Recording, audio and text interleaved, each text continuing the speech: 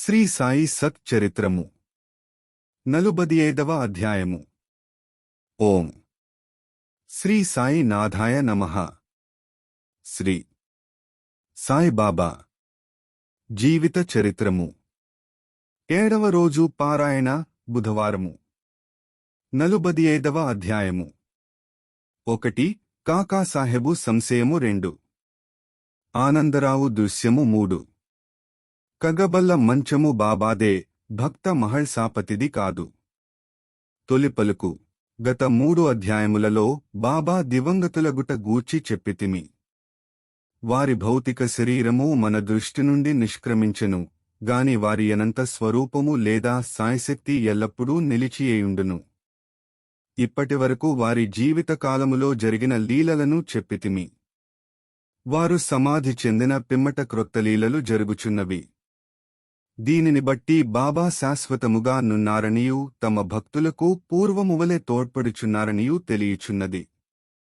ఎవరైతే బాబా సమాధి చెందకముందు వారిని జూచిరోవారు నిజముగా నదృష్టవంతులు.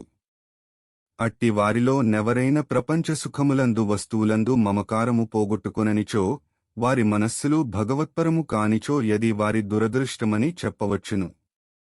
అప్పుడు కాదు, ఇప్పుడు కూడా కావలసినది బాబాయందు హృదయపూర్వకమైన భక్తి. మన బుద్ధి, ఇంద్రియములు, మనస్సు బాబా సేవలో నైక్యము కావలెను. కొన్నిటిని మాత్రమే సేవలో లయము చేసి తక్కిన వారిని వేరే సంచరించునట్లు చేసినచో ప్రయోజనము లేదు. పూజగాని ధ్యానము కాని చేయ పూనుకునినచో దానిని మనఃపూర్వకముగను ఆత్మశుద్ధితోడను చేయవలెను. పతివ్రతకు తన భర్తయందుగల ప్రేమను భక్తుడు గురువునందు చూపవలసిన ప్రేమతో పోల్చెదరు. అయినప్పటికీ మొదటిది రెండవ దానితో పోల్చుటకే వీలులేదు. జీవిత పరమావధిని పొందుటకు తండ్రిగాని, తల్లిగాని, సోదరుడుగాని ఇంక తదితర బంధువులెవ్వరుగాని తోడ్పడరు. ఆత్మసాక్షాత్కారమునకు దారిని మనమే వెదుగుకుని మనమే ప్రయాణము సాగించవలెను. నిత్యానిత్యములకు భేదమును తెలిసికొని ఇహలోక పరలోకములలోని విషయసుఖములను త్యజించి మన బుద్ధిని, మనస్సును స్వాధీనమందుంచుకుని మోక్షమునకై కాంక్షించవలెను. ఇతరులపై నాధారపడుట కంటే మన స్వశక్తియందే మనకు పూర్తి నమ్మకము ఉండవలెను. ఎప్పుడైతే నిత్యానిత్యములకు గల భేదమును పాటించెదమో ప్రపంచము అబద్ధమని తెలిసికొనెదము. దానివలన ప్రపంచ విషయములందు మోహము తగ్గి మనకు నిర్వ్యామోహము కలుగును. క్రమముగా గురువే పరబ్రహ్మస్వరూపమనియు కావున వారొక్కరే నిజమనియు గ్రహించెదము. ఇదియే అద్వైత భజనము లేదా పూజ. ఎప్పుడైతే మనము బ్రహ్మమును లేదా గురుని హృదయపూర్వకముగా ధ్యానించెదమో మనము కూడా వారిలో ఐక్యమై ఆత్మసాక్షాత్కారము పొందెదము. వేయేలా గురువు నామమును జపించుట వలనను వారి స్వరూపమునే మనమున నుంచుకుని ధ్యానించుట చేతను వారిని సర్వజంతు కోటియందు చూచుటకవకాశము కలుగును. మనకది శాశ్వతానందమును కలుగజేయును. ఈ దిగువ కథ దీనిని విశదీకరించును. కాకాసాహబు సంశయము, ఆనందరావు దృశ్యము. కాకాసాహబు దీక్షిత్ ప్రతిరోజు శ్రీ ఏకనాథుడు వ్రాసిన గ్రంథములను అనగా భాగవతమును, భావార్థరామాయణమును చదువుటకు బాబా ఆదేశించెను. బాబా సమాధికి పూర్వము కాకాసాహెబు దీక్షిత్ ఈ గ్రంథములను చదువుచుండెను. బాబా సమాధి చెందిన తరువాత కూడా అట్లే చేయిచుండెడివాడు. ఒకనాడు ఉదయము బొంబాయి చౌపాటిలోనున్న కాకా మహాజని ఇంటిలో కాకాసాహెబు దీక్షిత్ ఏకనాథ భాగవతము చదువుచుండెను. శ్యామ, కాకా మహాజని కూడా నచట నుండి శ్రద్ధతో భాగవతము చదువుచుండెను. అందు వృషభ కుటుంబములోని నవనాథులు లేదా సిద్ధులగు కవి, హరి, అంతరిక్ష, ప్రబుద్ధ, పిప్పలాయన, అవిర్హోత్ర, ద్రుమిళ, ఛమస్ మరియు కరభజన్లు భాగవత ధర్మసూత్రములను జనక మహారాజుకు చెప్పుచుండిరి. జనకుడు నవనాథులను ముఖ్యమైన ప్రశ్నలు కొన్ని అడగెను. వారొక్కొక్కరు సంతృప్తికరమైన సమాధానములిచ్చిరి. అందులో మొదటివాడగు కవి భాగవత ధర్మమును బోధించెను. హరి భక్తుని లక్షణములను, అంతరిక్షుడు మాయను దాటుటను, పిప్పలాయనుడు పరబ్రహ్మమును, అవిర్హోత్రుడు కర్మను, ద్రుమిళుడు భగవంతుని అవతారములను వారి లీలలను, చమన్ భక్తుడు కానివాడు చనిపోయిన పిమ్మట పరిస్థితిని, కరభజనుడు యుగయుగములందు భగవంతుని ఉపాసించు వేర్వేరు విధానములను సంతృప్తికరముగా బోధించిరి. వాని సారాంశమేమన కలియుగములో మోక్షము పొందుటకొక్కటే మార్గము గలదు. అదే మన గురుని లేదా హరి పాదారవిందములను స్మరించుట.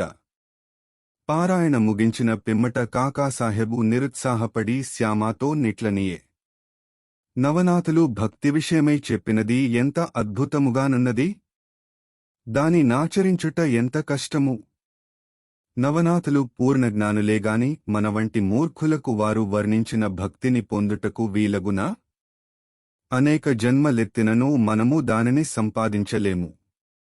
అట్లైన మనకు మోక్షము వచ్చునెట్లు? కాబట్టి ఎట్టిదానిని మనమాచరించరాదని తెలియచున్నది. కాకా సాహెబు నిరుత్సాహము, నిరాశలు శ్యామ ఇష్టపడలేదు. వెంటనే యతడిట్లనెను. ఎవరైతే వారి అదృష్టవశముచే బాబా వంటి యాభరణమును పొందిరో అట్టివారు నిరాశ చెంది ఏడ్చుట విచారకరమైన సంగతే.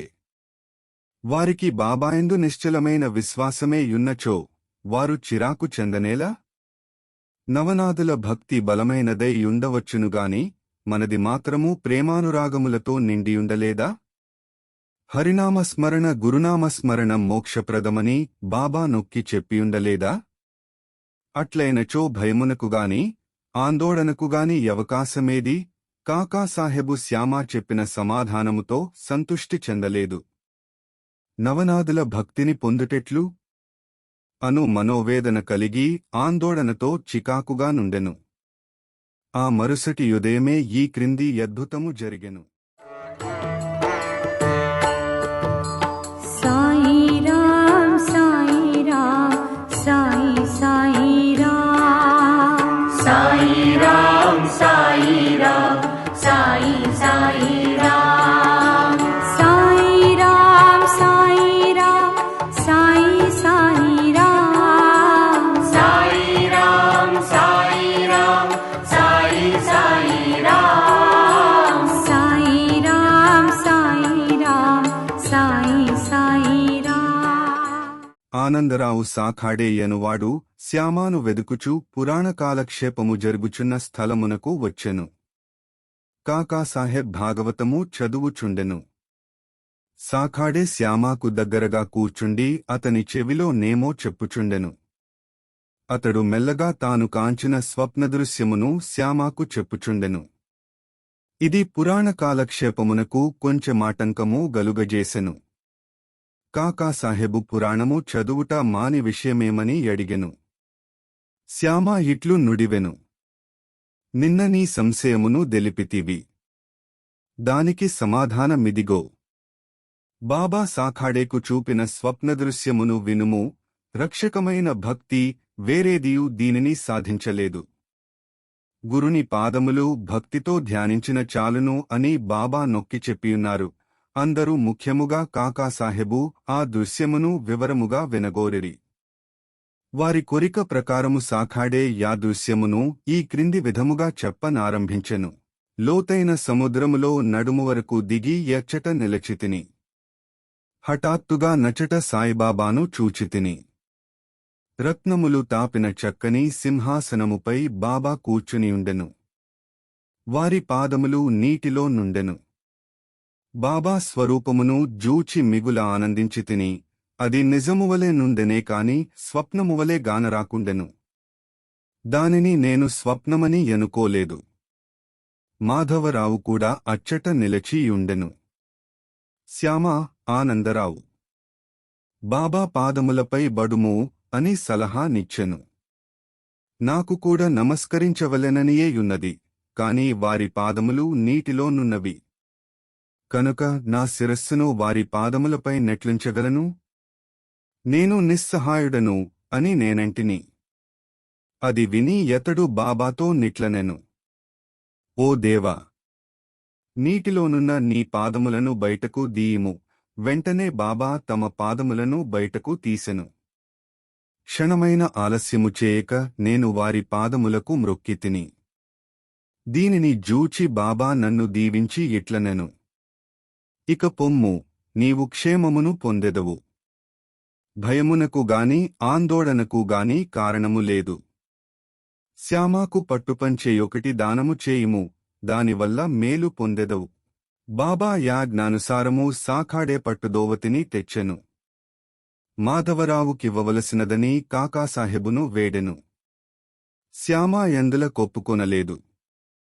ఏలన బాబా తనకు అట్టి సలహానివ్వలేదు కనుక.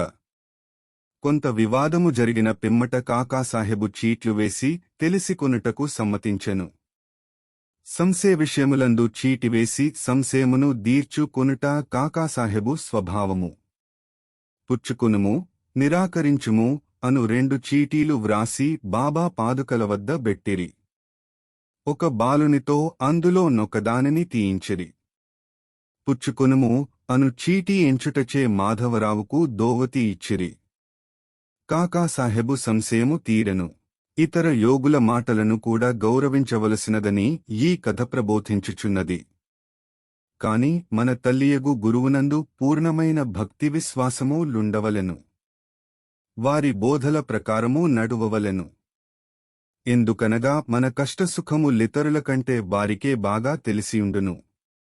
నీ హృదయఫలకమందు బాబా చెప్పిన ఈ దిగువ పలుకులను చెక్కుము. ఈ లోకములో ననేకమంది యోగులు గలరు. గాని మన గురువసలైన తండ్రి. ఇతరులు అనేక సుబోధలు చేయవచ్చును. కాని మనము మన గురువు యొక్క పలుకులను మరువరాదు. వేయల హృదయపూర్వకముగా నీ గురువును ప్రేమించుము, వారిని సర్వస్య శరణాగతి వేడుము, భక్తితో వారి పాదములకు మ్రొక్కుము. అట్లు చేసినచో సూర్యుని ముందు చీకటి లేనట్లు నీవు దాటలేని భవసాగరము లేదు. కంగబల్ల మంచము బాబాదే, మహల్సాపతిది కాదు.